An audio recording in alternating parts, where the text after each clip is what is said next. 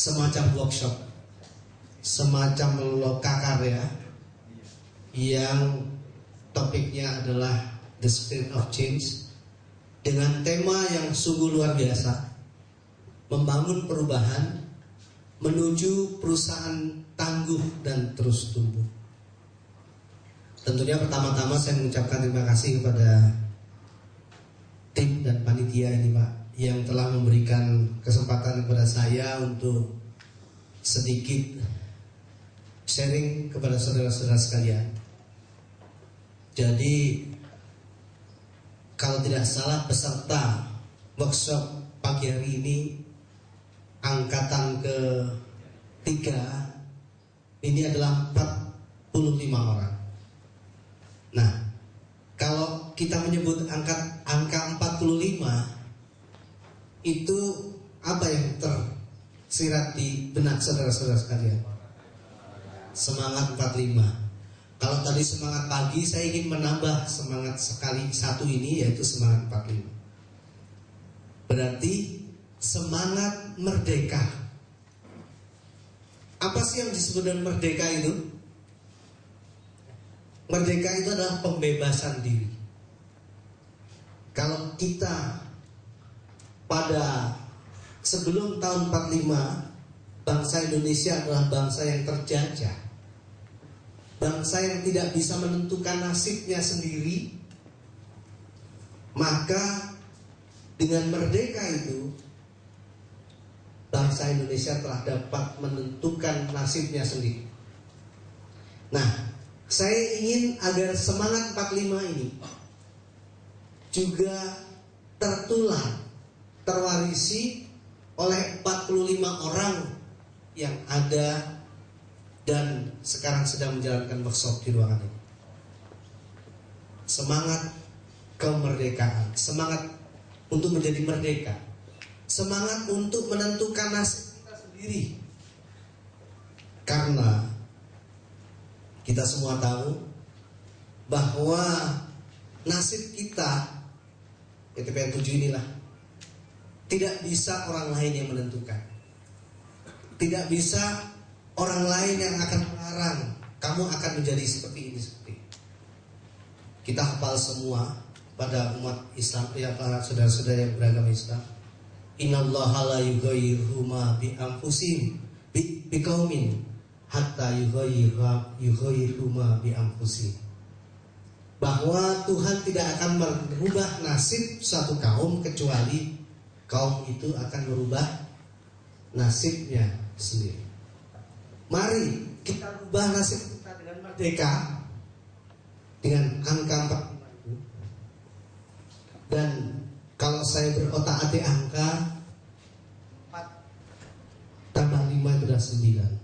Tidak ada angka yang lebih tinggi dari angka 9. Sementara ini yang dipakai dalam ilmu matematika kan. Nah, maka marilah kita menjadi orang yang tinggi, orang-orang yang tertinggi makomnya. Kok beda orang ya? Yang saya dengar dengan saya lihat di depan terus menerus sehingga mencapai angka 9. Entah kalau saya cuma sendirian di sini. Lama-lama dia menarik diri dari peredaran, menjadi orang yang acuh tak acuh, menjadi orang apatis karena dia frustasi. Saudara-saudara, beda dengan yang saya dengar. Mulai pagi hari dan dia menghadapi sesuatu yang sangat jauh berbeda dengan ini. Dia merasa putus asa. Saya sendirian. Bagaimana saya akan melakukan perubahan ini? Dalam hati sanubari, ya, itu apa sih yang disebut dengan merdeka tadi? Apa yang disebut dengan bagaimana kita merubah nasib kita sendiri ke depan sehingga kita bisa menentukan masa depan ini. Nah, tapi hanya pesan saya adalah bahwa kita bicara the spirit of change, maka kita bicara jiwa daripada perubahan. Kalau kita bicara perubahan, maka selalu saya katakan marilah kita menyongsong perubahan itu tidak seperti orang yang memandang air sungai. Ketika sungai itu berubah, kemudian kita tidak tahu kemana sungai itu, atau kita tahu sungai itu mengalir ke samudra luas, di tengah samudra, ya, sungai itu akan hilang, musnah.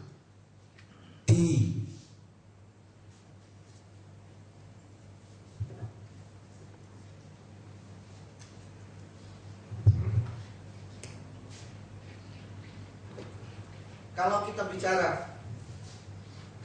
bicara perubahan, maka marilah kita berpikir bukan seperti orang yang memandang sebuah sungai yang mengalir ke samudera luas sehingga hilang. Air itu tidak tentu di mana arahnya, tidak kelihatan lagi sungainya karena dia tercampur oleh samudera luas.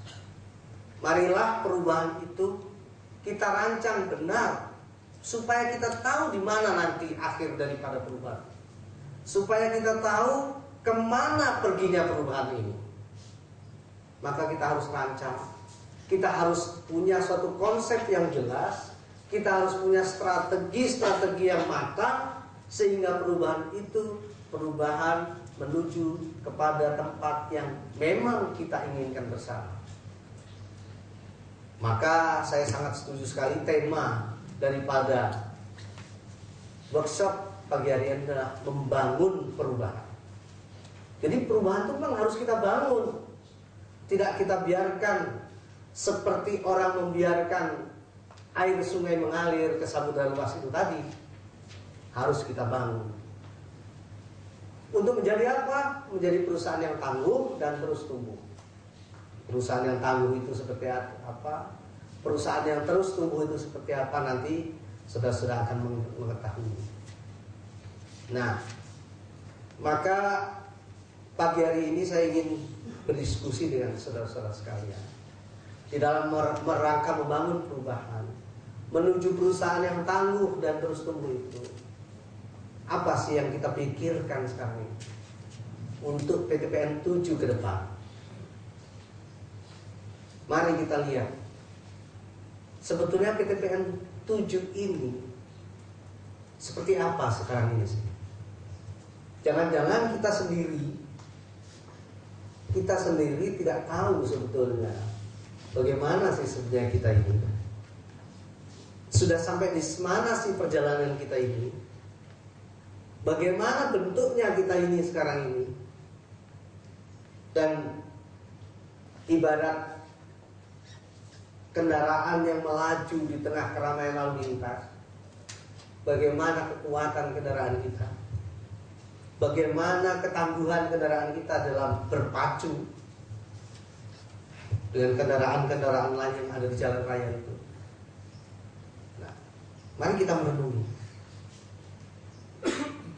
Sebetulnya di mana kita sekarang? Kita adalah sebuah perusahaan agribisnis. Kita disebut orang dengan badan usaha yang dimiliki oleh negara. Kita bergerak di sebuah bisnis yang common, yang orang lain juga bisa melakukan. Orang kita nanam sawit, orang lain juga nanam sawit. Kita punya pabrik sawit, orang lain juga punya pabrik sawit. Kita nanam karet, orang lain juga berbisnis karet. Kita menanam tebu, Gunung Madu sudah duluan. Jawa juga sudah duluan, Brasilia sudah duluan. Kita punya teh sedikit di Pagaralan, orang lain sudah punya teh instan. Artinya apa? Artinya apa? Bahwa kita berada di tengah-tengah dunia yang saling bersaing, yang mungkin bisa saling mematikan, yang bisa saling mengganjal, dan akhirnya kita mandek. Dan ketika kita mandek, maka kita akan hilang dan tidak terhitung, tidak terperhitungkan dalam persaingan. Bayangkan pada era tahun 70-an, 80-an, awal 80-an, sawit di Indonesia ini dikuasai oleh BUMN yang namanya PT Perkebunan, PTP. Pada saat itu PTP menguasai 80% dari produksi sawit di Indonesia.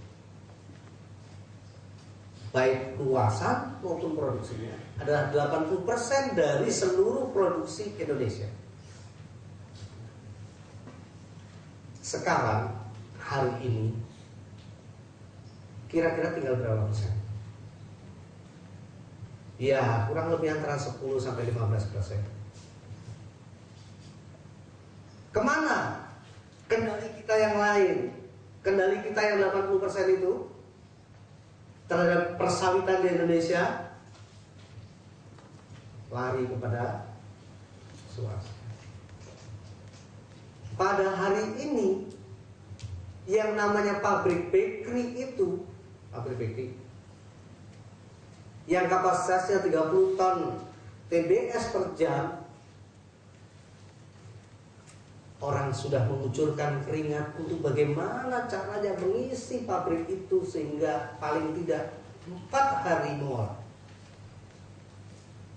Orang sudah jungkir balik di sana untuk bagaimana supaya pabrik ini terus mengepul asapnya. Karena apa? Karena tidak punya bahan baku. Kemana larinya bahan baku? Di sebelahnya. Dia yang namanya Kalirejo atau Bengerejo saya kan. Yang mereka tiba-tiba datang membangun pabrik, tidak ada satu batang pun sawit yang ditanam, tapi mereka kapasitasnya 60 ton TBS per jam dan tiap hari mengolah. Di mana Anda sekarang? Di mana kita sekarang?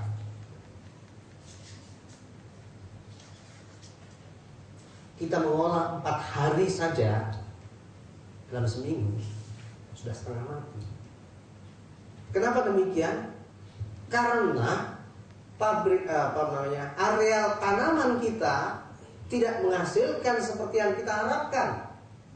4.000 hektar di sana yang seharusnya bisa menghasilkan 20 ton per tahun, sekarang hanya tinggal 13 ton per tahun. Tanah sudah mulai kurus, Ganoderma sudah menyerang, tanaman sudah mulai tua, tanahnya sudah mulai berkurang. Pabrik tanaman mitra sudah lari ke swasta. Apakah ini terpikirkan oleh kita semua? Apakah kita pernah berpikir bagaimana kelanjutan pabrik ini 4-5 tahun yang akan datang? Mungkin pernah, mungkin juga belum. Andai kata belum, marilah kita mulai berpikir. Dan andai kata sudah pernah berpikir, marilah bagaimana caranya agar supaya ini teratasi. Saya pergi ke Bentayan, saya pergi ke Betung Kerau, Sumatera Selatan. 3 minggu yang lalu saya bersafari keliling.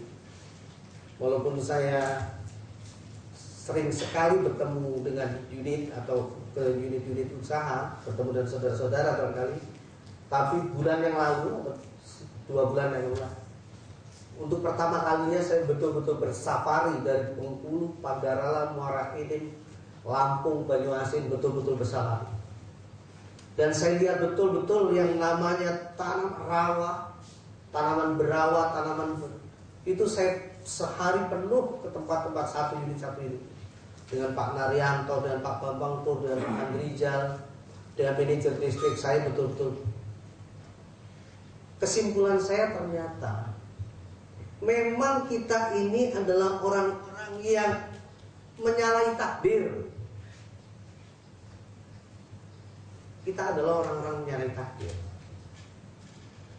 Dan sebenarnya sudah lama saya mengatakan kita ini menyalahi takdir. Kita selalu mengatakan produktivitas sawit kita hendaklah menjadi 20 ton per tahun per hektar. Tetapi apa yang kita siapkan dan kita lakukan adalah jauh dari melakukan atau mengharapkan, atau jauh dari tujuan produktivitas 20 ton per hektar.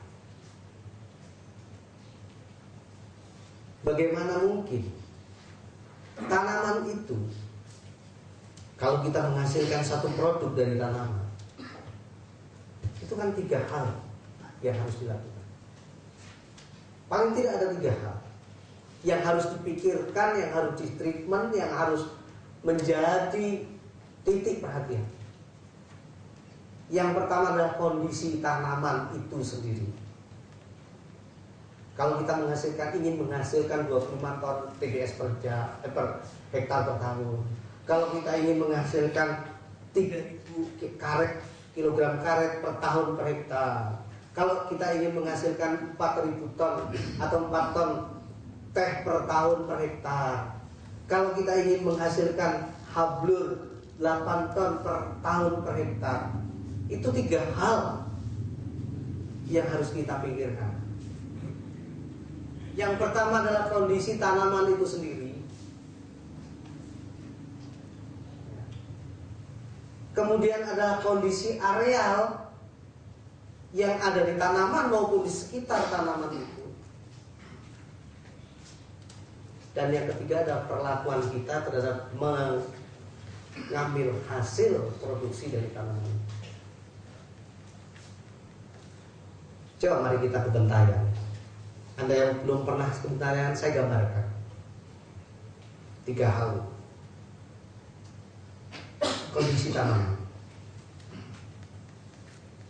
Saya ke bentayan, dan berulang-ulang saya selalu bentayan, betung Kraus. Kondisi tanaman Anda bagaimana?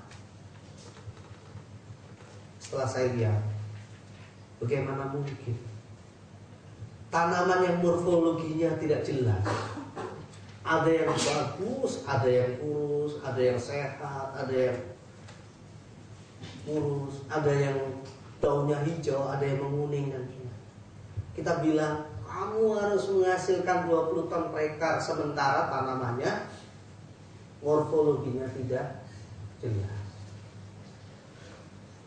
Kemudian itu kondisi tanaman. Sama lah dengan sapi gemuk, sapi kurus, sapi sakit-sakitan. Pokoknya kamu harus melahirkan anak 3 kali setahun misalnya. Bagi yang sapi gemuk mungkin baru bisa. Yang sapi kurus ngatur dirinya aja susah kalau suruh melahirkan 3 kali. Nah. Kemudian kedua, kondisi areal. Baik areal tanaman, areal yang ada di tanaman maupun areal sekitar tanaman. Yang areal di tanaman, misalnya, bagaimana orang mau panen dengan baik kalau arealnya saja tidak pelihara dengan baik? Dari satu pohon ke pohon lain saja sudah susahnya bukan main karena kebunnya rusak, bongkor dan sebagainya. Bagaimana buah akan masuk ke pabrik dengan lancar kalau jalannya saja tidak karuan? Bagaimana akan menghasilkan dan baik kalau arealnya saja tergenang?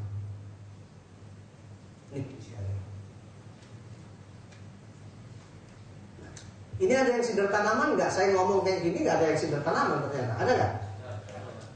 Nyambung kan Anda?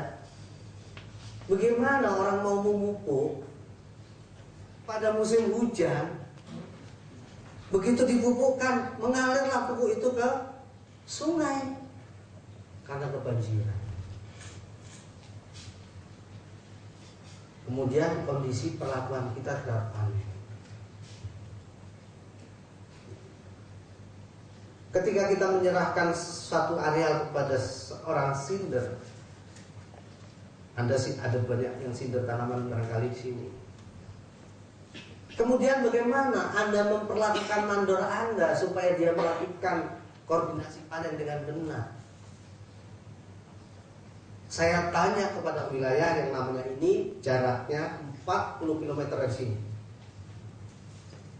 Tapi ketika berjalan dia tidak diberitahu. 5 km tidak diberitahu, 10 km. Pokoknya kamu jalan 40 km dari sini. Kemudian pasukan yang ketiga dibilang kamu jalan ke arah sana lewat peta. Tidak diberitahu kapan berhentinya, tidak diberitahu kapan setiap step-step diberitahu. Anda bisa bayangkan dong, pasukan mana yang akan terima itu? Yang akan tepat waktu, yang akan terima. Tentulah pasukan yang pertama. Pasukan yang pertama, dia sudah tahu bahwa dia akan berjalan 40 km, diberi kira-kira waktunya sekian jam. Kemudian ketika berjalan 5 kilo diberitahu kamu sudah sampai 5 kilo. Ketika 10 kilo diberitahu kamu sudah 10 kilo. Terus sampai. Pasukan yang pertama lah ternyata setelah sampai semuanya diselidiki, yang pasukan pertama yang datanya lebih tepat waktu, dan ketika diperiksa kesehatannya ternyata yang paling prima adalah pasukan pertama dibanding pasukan kedua dan ketiga. Anda sudah nyambung tuh ini, ya kan? Karena apa? Karena dia tahu saya akan berjalan ke arah sini. Ketika dia udah sampai stepnya, dia diberitahu kamu ini sekarang udah sampai sini. Oh iya ya, masih 25 kilo lagi. Tapi yang pasukan yang ketiga yang tidak diberitahu kemana dia jalan, sudah jalan semaunya saja dia. Ngapain dia? Mau saya nggak diberitahu kemana akan melangkah, kapan harus berakhir, di mana saya sampai. Sekarang itulah mandor Anda. Itulah mandor Anda. Banyak yang tidak tahu kemana akan melangkah. Saya khawatir, makanya workshop ini ada. Saya khawatir kita ini belum sama persepsi kita di kemana kita mau melangkah ini. Saya khawatir begitu, maka workshop ini ada supaya kita tahu kemana kita akan melangkah. Nah, sebelum melangkah, orang bilang katanya ada yang namanya impian, yang namanya visi tadi kan. Visi PTPN 7 ini apa sih? Ada yang tahu? Ada yang ingat? Visi kita menjadi banyak yang hafal di luar kepala. Menjadi perusahaan agroindustri dan agro industri yang tangguh dan berkelanjutan, dan di situ ada tambahan untuk visi ke depan adalah terus tumbuh,